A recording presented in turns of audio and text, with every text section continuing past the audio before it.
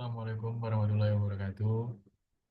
Ini saya yang Jidan Anggriawan dengan NIM akhir 1094 dari kelas A Data Mining akan menjelaskan tentang LKM keempat. Langsung saja masuk ke soal yang pertama. Ulangilah tahapan klasifikasi menggunakan dataset wine. Hitunglah akurasinya berdasar confusion matrix dan classification report dengan persentase data testing 20%, 30%, dan 40%.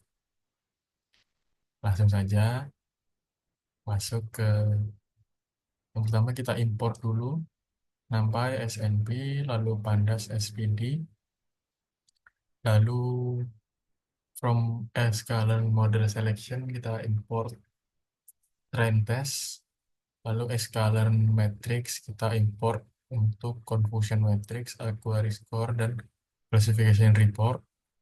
From scalar tree kita import ini pohonnya, decision tree-nya. Lalu kita import matplotlib untuk visualisasi dan juga scalar import tree. Lalu kita masuk ke yang pertama, scalar datasetnya kita load dari dataset yang wine. Lalu wine data sama dengan load wine. Wine-nya adalah pandas data frame yang berisikan wine data, volume, dan fitur name. Lalu ada Y sebagai wine value, X sebagai wine dari data target.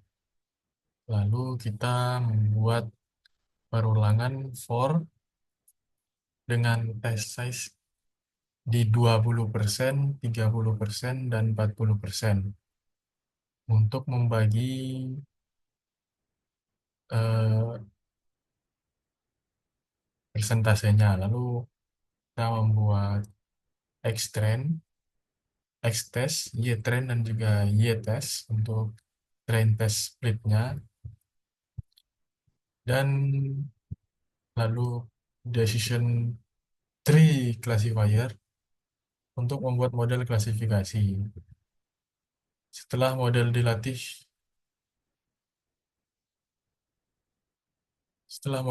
pada data X trend dan Y trend,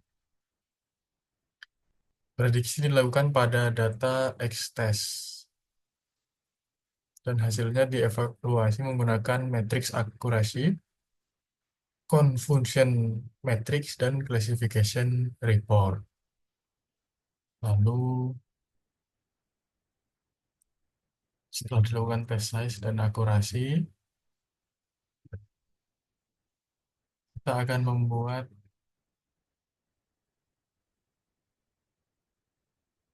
PLT figur dengan ukuran 12 kali 6, lalu plot tree dan PLT show yang akan menghasilkan output size untuk 20%, akurasinya 0,778, yang mana sekitar 77%. Lalu ini precision recall dan lain-lainnya. Lalu untuk tie size 0,3, akurasinya 0,83 atau 83%. Dengan test size dan akurasinya. Lalu ada test size yang 40% dengan akurasi 86%, sekitar 66%. Lalu ini test size dan akurasinya. Lalu ini untuk visualisasi dari plot wine, dataset wine. Lanjut ke soal yang kedua, ulangilah tahapan klasifikasi menggunakan dataset stars. Hitunglah akurasinya berdasarkan confusion matrix dan classification report dengan persentase data testing sama seperti sebelumnya, 20%, 30%, dan 40%. Langsung kita Read saja stars dataset starsnya. Lalu ini hampir sama seperti yang di atas. X sebagai stars data frame drop column, lalu Y-nya stars data frame untuk star kategori. Lalu lakukan perulangan lagi di 20%, 30%, dan 40%. Sama dengan extract, X-test, Y-trend, dan Y-testnya untuk trend testnya. Lalu panggil data, kita panggil decision tree-nya untuk membuat pohon. Lalu kita classification fit-nya X-trend dan Y-trend dengan Y prediksinya, classification predict-nya dari X-test. Lalu kita print test size sama seperti yang sebelumnya. Surat Aswari, akurasi, confusion metric, dan classification report. Lalu buat visualisasinya dengan PLT figur 12 kali 6. Lalu PLT tree-nya keterangan filter, fitur name-nya star drop, data frame drop, kolom yang berisikan star kategori. Lalu class names-nya string, class for class in stars data frame star kategori, unique, lalu PLT show yang menghasilkan test size 0,2 dengan akurasi 1. Ini untuk test size dan juga dengan akurasi, confusion metric, dan juga classification report-nya. Yang 30% sama bayarnya 1 juga dengan test size dan classification report-nya. Ini untuk yang 40% hasil test size dan juga classification report-nya dengan visualisasi datanya seperti ini.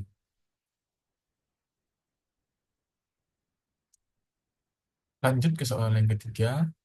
Ulangilah tahapan klasifikasi menggunakan dataset breast cancer. Hitunglah akurasinya berdasarkan confusion matrix dan classification report. Sama seperti sebelumnya, dengan data testing yang sama juga 20%, 30%, dan 40%. Sama seperti sebelumnya, kita datasetnya import yang blood breast cancer, lalu data frame-nya juga kita import sama seperti sebelumnya. Y sebagai breast cancer value dan Y sebagai breast cancer data target. Lalu lakukan perulangan untuk test size-nya di 20%, 30%, dan 40%. Sama dengan X-trend, X-test, Y-trend, dan Y-test untuk trend test seperti sebelumnya. Lalu kita panggil pohon decision tree-nya. Classifier fit-nya juga X-trend dan Y-trend. Y-prediction dengan classification predict X-test. Lalu kita print test size-nya, akurasi, memberisikan akurasi score. Lalu kita print confusion matrix-nya juga classification report. Lalu seperti sebelumnya juga kita buat visualisasi dengan PLT figur 12:6. Lalu classifier field true, fitur names-nya dari list cancer data, fitur names, class name, dengan list cancer-nya sebagai data target. Lalu show visualisasinya. Jadi untuk test size yang 20%, akurasinya 94, perkiraan sekitar 94%. Ini untuk test size, lalu akurasi, confusion matrix, dan juga classification report-nya. Ini untuk yang 30%, test size-nya 0,3 dengan akurasi sekitar 95% dengan confusion matrix dan juga classification report. Ini untuk yang 40% dengan akurasi sekitar 92% dengan confusion matrix dan classification report-nya. Jadi ini untuk visualisasi dari decision tree-nya.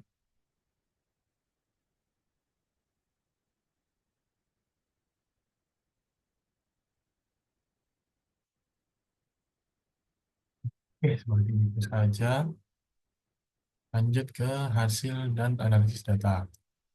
Dataset Wine model decision tree memberikan performa yang sangat baik pada dataset Wine dengan akurasi berkisar antara 93 hingga 100% berdasarkan confusion matrix. Sebagian besar diprediksi tergolong cepat dan laporan kualifikasi menunjukkan nilai precision serta recall yang tinggi di tiap kelas. Ini menunjukkan bahwa fitur-fitur dalam dataset Wine sangat representatif dan memiliki perbedaan yang jelas antar kategori, sehingga memudahkan model dalam mempelajari pola yang ada.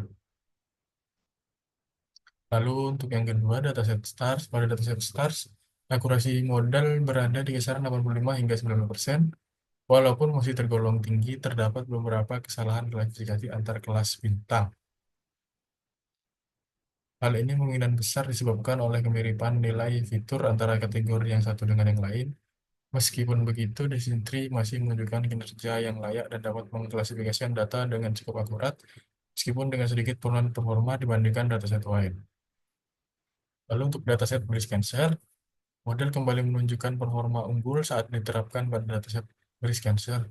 Dengan akurasi mencapai 90%, kemampuan model dalam membedakan antara tumor tidak dan yang sangat baik, seperti terlihat dari tingginya nilai precision, recall, dan juga F1 score. Ini membuktikan bahwa model dapat mengenali pola penting yang membedakan kedua kelas tersebut dengan stabil dan konsisten. Secara keseluruhan, Decision Tree terbukti menjadi algoritma klasifikasi yang efektif untuk ketiga dataset yang digunakan. Model bekerja sangat baik, terutama saat data latih yang tersedia cukup besar, yaitu pada saat persentase data uji kecil, TSS-nya rendah. Akurasi cenderung menurun ketika TSS meningkat karena data latih yang digunakan untuk pelatihan berkurang. Kinerja terbaik dicapai pada dataset yang memiliki fitur-fitur yang relevan dan jelas membedakan antara kelas. Di samping itu, keunggulan lain dari decision tree adalah kemampuannya untuk divisualisasikan, sehingga membantu pengguna dalam memahami bagaimana keputusan klasifikasi dibuat berdasarkan fitur-fitur yang ada. Selanjutnya, kesimpulan berdasarkan hasil eksperimen yang dilakukan pada tiga dataset yang berbeda, One, Stars, dan Breast Cancer, dapat disimpulkan bahwa algoritma decision tree menunjukkan performa klasifikasi yang cepat yang sangat memuaskan. Secara umum, model menghasilkan tingkat akurasi yang tinggi, terutama saat proporsi data pelatihan lebih besar, yakni ketika persentase data uji lebih kecil. Hal ini membuktikan bahwa model mampu mempelajari dan mengenali pola dengan baik, terutama jika fitur-fitur yang digunakan memiliki keterkaitan yang kuat dengan kelas target. Selain kinerja akurasi yang unggul, salah satu keunggulan utama dari algoritma ini adalah kemudahan interpretasi. Hasil model dapat divisualisasikan dalam bentuk diagram pohon urusan atau decision tree, sehingga memudahkan pengguna dalam memahami proses klasifikasi dan logika di balik setiap keputusan yang diambil. Secara keseluruhan, decision tree merupakan metode klasifikasi yang efisien, mudah diterapkan, dan sangat cocok untuk data yang bersih, terstruktur, serta memiliki karakteristik fitur yang jelas antar kelas. Algoritma ini sangat bermanfaat dalam proses data analisis dan pengambilan keputusan berbasis pola. Mungkin cukup sekian penjelasan video dari LKM 4 Data Mining kelas A dari saya yang Juran Anggriawan. Untuk kurang lebihnya mohon maaf. Assalamualaikum warahmatullahi wabarakatuh.